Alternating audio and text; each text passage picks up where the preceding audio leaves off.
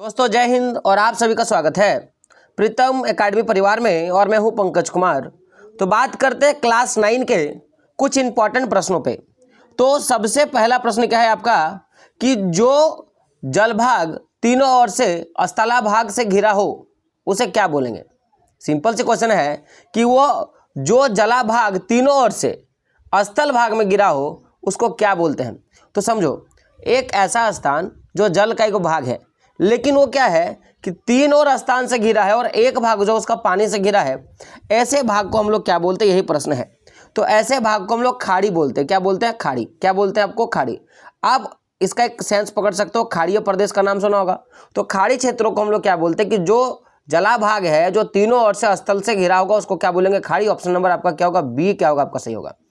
अगला प्रश्न है आपका कि निम्नलिखित में से कौन झारखंड के पड़ोसी राज्यों का एक समूह है, यानी कि झारखंड के जो पड़ोसी राज्य है ना उसके समूह का बात कर रहा है।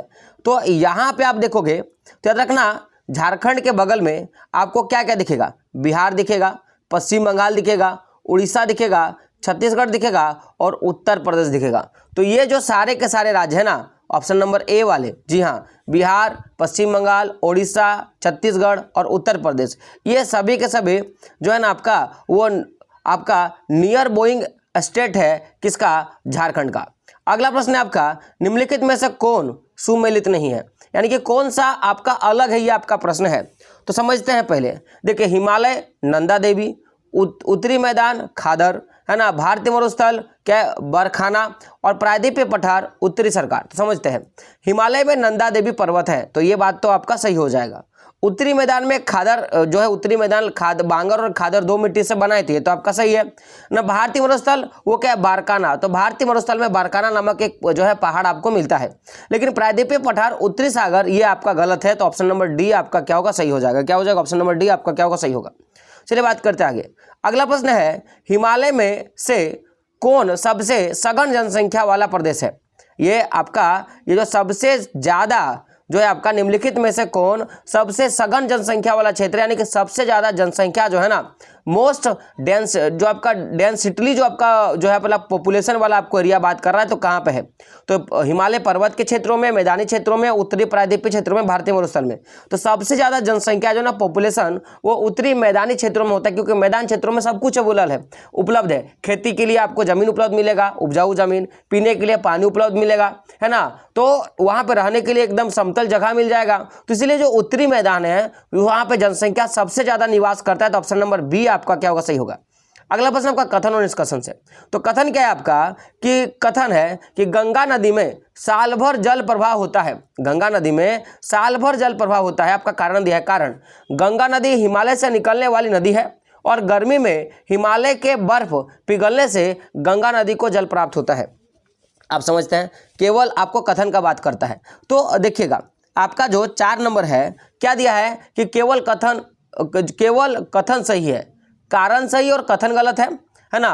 कथन और कारण दोनों गलत है, कथन और कारण दोनों सही है। तो पहले समझते हैं। पहले देखिए यहाँ पे क्या दिया है कि गंगा नदी में साल भर जल प्रवाहित होता है। हाँ, तो यहाँ पे गंगा नदी में साल भर पानी मिलता है, ठीक है। अगला क्या है आपका कि कारण दिया है कि गंगा नदी हिमालय से निकलने वाली नदी है और गर्मी में हिमालय के बर्फ पिघलने से जल प्राप्त होता है। देखिए गलत बात है, चूंकि केवल गर्मी में नहीं, उसमें सालों भर जल होता है। उसमें हिम पाते जो है ना, हिम जो है नदियां हैं, तो भाई बर्फ तो कभी भी पिघल सकता है, तो इसलिए सालों भर पानी रहता है। तो गर्मी में होगा या नहीं होगा इससे कोई मतलब नहीं है। तो इसका क्या होगा कि आपका जो यहाँ पे है ना, देखिए यहाँ पे ऑप्शन नंबर आपका क्या हो जाएगा? Option number B. यहाँ पे जो है ना देखिए बरसात में तो पानी ऑलरेडी जो है आपको नदी में मिलेगा। गर्मी में क्या होता है कि हिमालय पिघल जाता है, हिमालय पिघलने लगता है, तो उसमें साल भर पानी होता है, तो बरसात में तो पानी रहेगा ही। तो यहाँ पे क्या होगा कि आपका जो है ना कारण सही है, ये वाला आपका कारण जो है आपका सही है, लेकिन कथन आपका गलत है, ठीक है, याद रखिएगा। तो ऑप्शन नंबर बी आपका क्या होगा? सही होगा। अगला प्रश्न है भारत में नदियों का महत्व किन क्षेत्रों में है।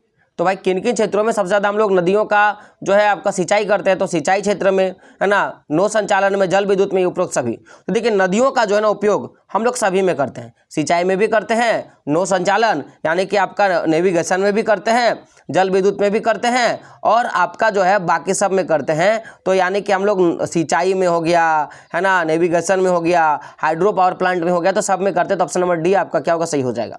अगला प्रश्न है, भारत में मानसून के आगमन के साथ कौन सी ऋतु का आरंभ होता है? भारत में जब मानसून आ जाता है तो उस समय कौन सा ऋतु जो है वो आता है? तो याद रखिएगा उस समय जो है वर्षा ऋतु आता है। तो ऑप्शन नंबर बी आपका क्या होगा? सही होगा।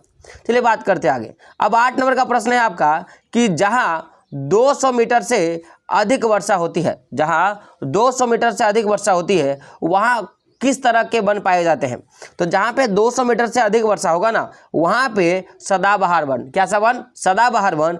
तो उष्णकटिबंधीय सदाबहार वन पाए जाते हैं। ऑप्शन नंबर ए आपका क्या होगा? सही हो जाएगा।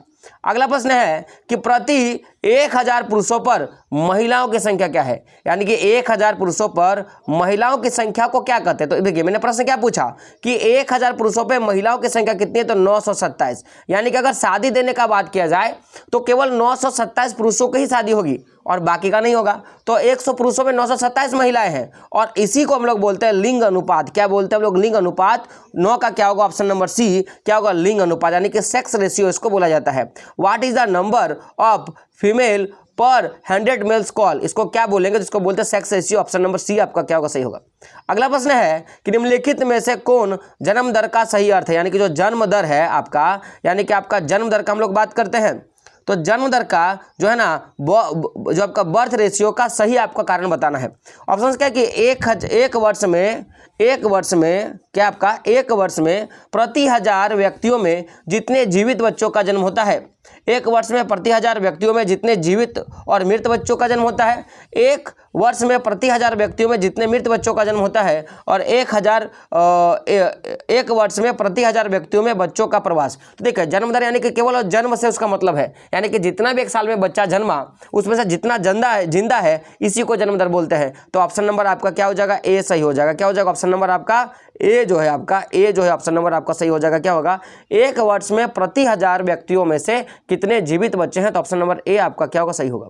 अगला प्रश्न क्या है आपका कि किसी भी देश में कानून बनाने का सबसे बड़ा अधिकार किसको होता है? कानून बना कौन सकता है? तो याद रखिएगा आपका जो है ना कि आपका कानून बनाने का जो अधिकार है वो केवल और केवल किसके पास है? तो संसद के पास है। ऑप्शन नंबर आपका सी क्या होगा? सही होगा। पार्लियामेंट आपका क्या होगा? है ना क्या बोलते हैं? हु हैज द आपका highest right of make law in any country. हम लोग किसी भी कंट्री में जो आपका कानून बनाने का, लॉ बनाने का अधिकार किसके पास है? तो पार्लियामेंट के पास है। ऑप्शन नंबर सी आपका क्या होगा? सही होगा। अगला प्रश्न है कि दक्षिण अफ्रीका में रंग भेद कब खत्म हुआ? या तो दक्षिण अफ्रीका में रंग भेद की जो भावना था वो कब खत्म हुआ था? तो याद रखिएगा 26 अप्रैल 1994। 26 अप्रैल 1994। ऑप्शन नंबर बी आपका क्या होगा? सही होगा।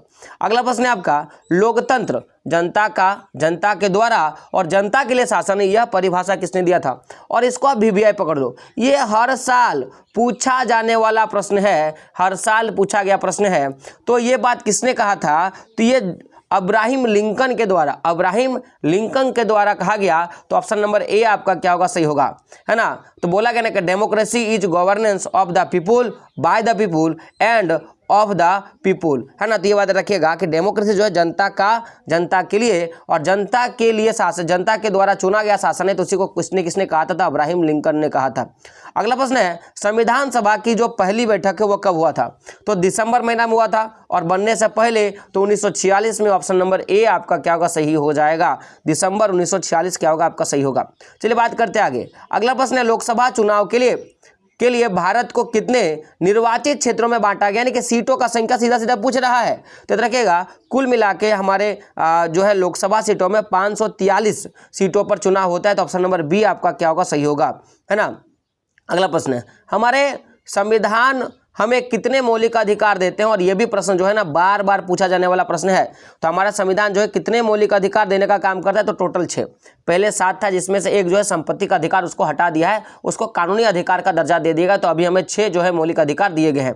है ना, आपका 6 जो आपका फंडामेंटल राइट्स दिए गए हैं। ठीक है, अगला बात करते हैं निम्नलिखित में कौन राजनीतिक कार्यपालिका का हिस्सा होता है? निम्नलिखित में से कौन राजनीतिक कार्यपालिका का हिस्सा होता है? तो याद रखिएगा आपका जो गृह मंत्री होगा ना वो आपका जो आपका राजनीतिक कार्यपालिका का एक हिस्सा होता है ना, राजनीतिक कार्यपालिका का हिस्सा होता है। ऑप्शन नंबर सी आपका क्या होगा? सही होगा। Home minister.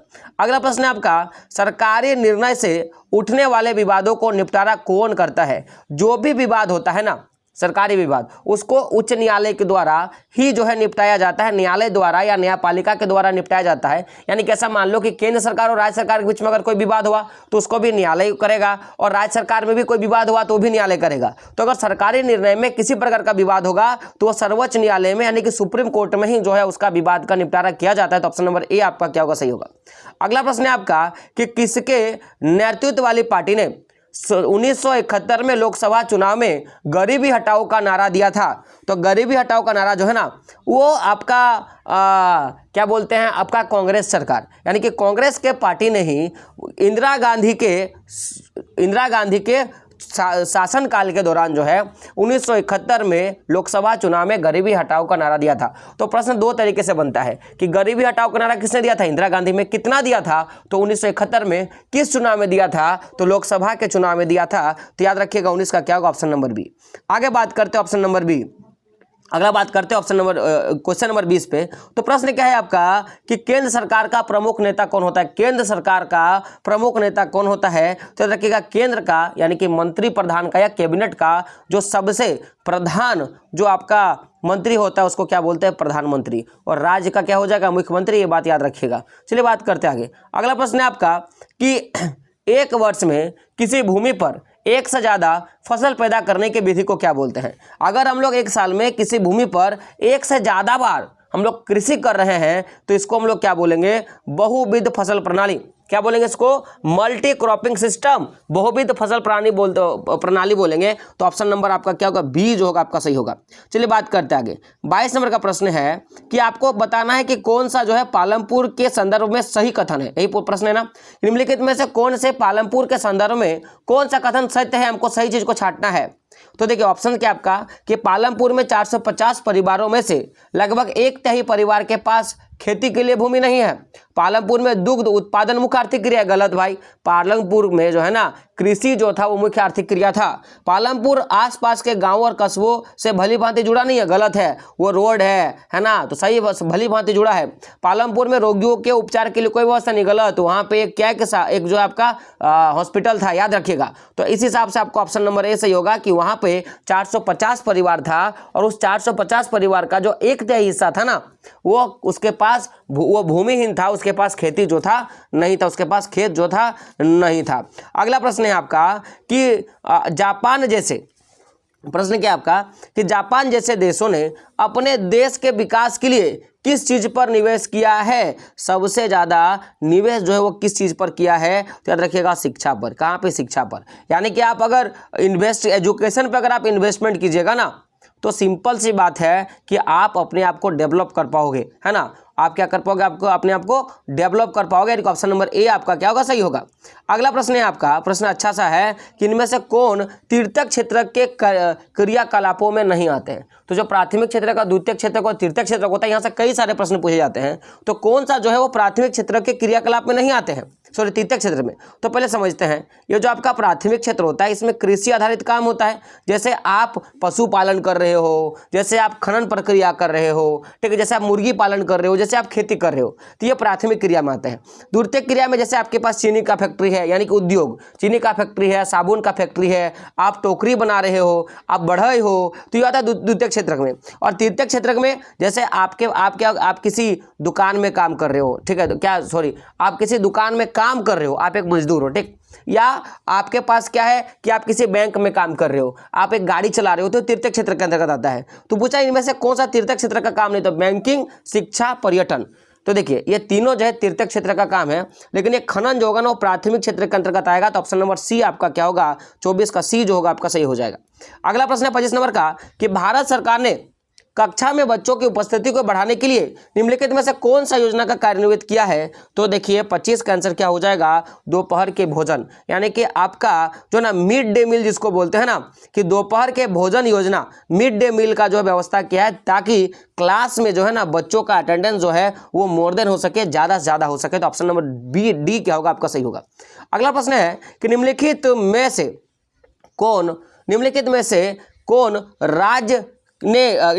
कौन से राज्य ने निर्धनता को कम करने के लिए अनाज के सार्वजनिक वितरण प्रणाली में सुधार किया है। तो याद रखिएगा 26 का आंसर क्या हो जाएगा, सॉरी आपका 26 का जो आंसर हो जाएगा वो क्या होगा, ऑप्शन नंबर सी क्या होगा, आंध्र प्रदेश एवं तमिलनाडु। तो यहाँ पे जो है अपने निर्धनता को कम करने के लिए जो किसमें सुधार किया है, सार्वजनिक वितरण प्रणाली, यानी कि जो कोटा होता है जहाँ पे राशन का दुकान, सरकारी राशन दुकान, उस पर ठीक किया है। तो ऑप्शन नंबर सी आपका क्या होगा, सही हो जाएगा। अगला प्रश्न है, निम्नलिखित में से भारत सरकार के किस कार्यक्रम के अंतर्गत अगर आवेदक को 15 दिनों के अंदर रोजगार उपलब्ध नहीं कराया गया तो वह दैनिक बेरोजगारी भत्ते का हकदार होगा? ये किस काम के तहत ऐसा बात कहा गया था? तो राष्ट्रीय क्या होगा, राष्ट्रीय रोजगार गारंटी अधिनियम बोलो या कोष बोलो, ऑप्शन नंबर आपका क्या होगा, बी जो होगा आपका सही हो जाएगा। यानी कि मनरेगा का बात किया जा रहा है, ठीक है। तो इसकी स्थापना 2005 में किया गया था। अगला प्रश्न है आपका 28 नंबर का प्रश्न है कि भारत में ग्रामीण क्षेत्रों में प्रतिदिन प्रति व्यक्ति कितना कैलोरी की आवश्यकता स्वीकृति की गई है? यानी कि ग्रामीण क्षेत्रों में हो तो कितने कैलोरी ऊर्जा की आवश्यकता है? तो 2400 कैलोरी ऊर्जा की आवश्यकता है। तो ऑप्शन नंबर ए आपका क्या होगा, सही हो जाएगा। अगला प्रश्न है आपका कि किसके माध्यम से सरकार द्वारा अधिप्राप्त अनाज, गेहूं और चावल के भंडार का बफर स्टॉक बनाया जाता है? क्या बोलता है, किसके माध्यम से पूछा है ना, तो 29 का क्या होगा, ऑप्शन नंबर बी, भारतीय खाद्य निगम। भारतीय खाद्य निगम के माध्यम से जो भी अधिप्राप्त अनाज होता है किसानों का, चाहे गेहूं हो, चावल हो, उसको बफर स्टॉक में जमा किया जाता है। और बफर स्टॉक से कहाँ आती है, सार्वजनिक वितरण प्रणाली में। तो किसके माध्यम से किया जाता है, तो फूड कॉर्पोरेशन ऑफ इंडिया, यानी कि ऑप्शन नंबर बी आपका क्या होगा, सही हो जाएगा। अगला प्रश्न है आपका कि सरकार द्वारा समाज के गरीब वर्गों में बाजार से कम कीमत पर अनाज का वितरण किया जाता है, इस कीमत को क्या बोलते हैं?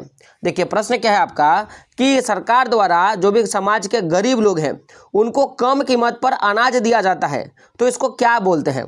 तो इसको बोलते हैं निर्गत कीमत। क्या बोलेंगे हम लोग, 30 का आंसर क्या होगा, निर्गत कीमत। ऑप्शन नंबर ए आपका क्या हो जाएगा, सही हो जाएगा। यानी कि इशू क्या हो जाएगा आपका, इशू प्राइस, ठीक है। अगला है द स्पिरिट ऑफ लॉज। ये क्वेश्चन ना कई बार पूछा गया है। द स्पिरिट ऑफ लॉज इसको कौन लिखा था, तो मॉन्टेस्क्यू ने लिखा था। तो ऑप्शन नंबर ए आपका क्या होगा, सही हो जाएगा, है ना। अगला, फ्रांसीसी क्रांति के समय फ्रांस पर किसका शासन था? जब फ्रांसीसी क्रांति हुआ था उस समय फ्रांस पर शासन किसका था, तो लुई 16 का। ऑप्शन नंबर आपका डी क्या होगा, सही होगा। अगला प्रश्न है 33 नंबर का, नवंबर से आता है। नवंबर के अपराधी कौन थे? नवंबर के अपराधी कौन थे? तो याद रखिएगा वाइमर गणराज्य के समर्थक, जो वाइमर गणराज्य को मांग रहा था ना, है ना, supporting of the Weimar Republic, यही जो था ना उस समय नवंबर में, वो क्या थे आपके, अपराधिक थे। क्या थे, अपराधी थे। तो ऑप्शन नंबर सी आपका क्या होगा, सही होगा। अगला प्रश्न है, किस समुदाय को दूसरे समुदाय से अलग रखना क्या कहलाता है? किसी समुदाय को दूसरे समुदाय से अलग रखना क्या कहलाता है? इसको क्या बोलते हैं, घेटो। क्या बोलेंगे हम लोग, घेटो। ऑप्शन नंबर ए आपका क्या होगा, सही हो जाएगा। क्या बोलेंगे, घेटो। अगला है, भारत का प्रमुख वन महानिदेशक कौन था? भारत का प्रमुख वन महानिदेशक कौन था? तो याद रखिएगा ब्रैंडिस। क्या नाम है इनका, नाम ब्रैंडिस। ऑप्शन नंबर आपका सी क्या होगा, सही होगा। Who is the chief director general of forest of India? तो भारत का प्रमुख वन महानिदेशक कौन था, चीफ डायरेक्टर कौन था, तो ब्रैंडिस। ऑप्शन नंबर सी आपका क्या होगा, 35 का सही हो जाएगा। अगला प्रश्न 36 नंबर का, झूम खेती को किस अन्य नाम से जाता है? तो झूम खेती को और किस नाम जानते हैं, घुमंतु खेती के नाम जानते हैं। तो ऑप्शन नंबर आपका क्या हो जाएगा, ए जो होगा सही होगा, नॉमेडिक फार्मिंग बोल देंगे, ठीक है। अगला प्रश्न है आपका कि भारतीय वन सेवा की स्थापना कब हुआ? भारतीय वन सेवा का स्थापना कब हुआ? तो याद रखिएगा 1864। ऑप्शन नंबर बी आपका क्या होगा, सही होगा। भारतीय वन सेवा का स्थापना when was the Indian forest service established, तो क्या होगा 1864। ऑप्शन नंबर ए आपका क्या होगा, सही होगा। फ्रांस की क्रांति कब हुई थी? ये जो फ्रांस की क्रांति है यह कब हुआ था? तो 1789 में, 89 माने 1789 में। ऑप्शन नंबर ए आपका क्या होगा, सही होगा। फ्रेंच रेवोल्यूशन टेकन प्लेस, तो कितना 1789। ऑप्शन नंबर ए आपका क्या होगा, सही होगा। 39 नंबर का प्रश्न है आपका कि औपनिवेशिक सरकार ने अपराधी जनजाति अधिनियम, यह कई बार प्रश्न पूछा गया है, अपराधी जनजाति नियम कब पारित किया था? तो 39 का आंसर क्या होगा, ऑप्शन नंबर बी, यानी कि 1771 में, ठीक है। 1771 में क्रिमिनल ट्रेविस एक्ट कब किया था? तो 1771 में। ऑप्शन नंबर बी आपका क्या होगा, सही होगा। अंतिम प्रश्न में बात करेंगे कि रूस की क्रांति कब हुई थी। तो रूस की जो क्रांति है वो कब हुआ था आपका 1917 में। आपका क्या होगा कि रूस रेवोल्यूशन टेकन प्लेस, तो क्या होगा 1917। ऑप्शन नंबर ए आपका क्या होगा, सही हो जाएगा।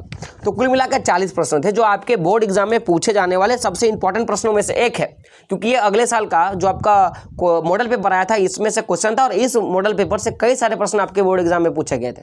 तो इंपॉर्टेंट है, देख लो, समझ लो, अपने दोस्तों तक वीडियो को शेयर जरूर करो और सबसे बड़ी बात कि चैनल को सब्सक्राइब कर लो और जो टेलीग्राम ग्रुप और व्हाट्सएप ग्रुप है उस पर ज्वाइन हो जाओ ताकि टाइम टू टाइम अपडेट और आपको पढ़ाई होता रहे। तो मिलते हैं दोस्तों अगले वीडियो में, तब तक के लिए जय हिंद, जय भारत और आपका दिन शुभ हो।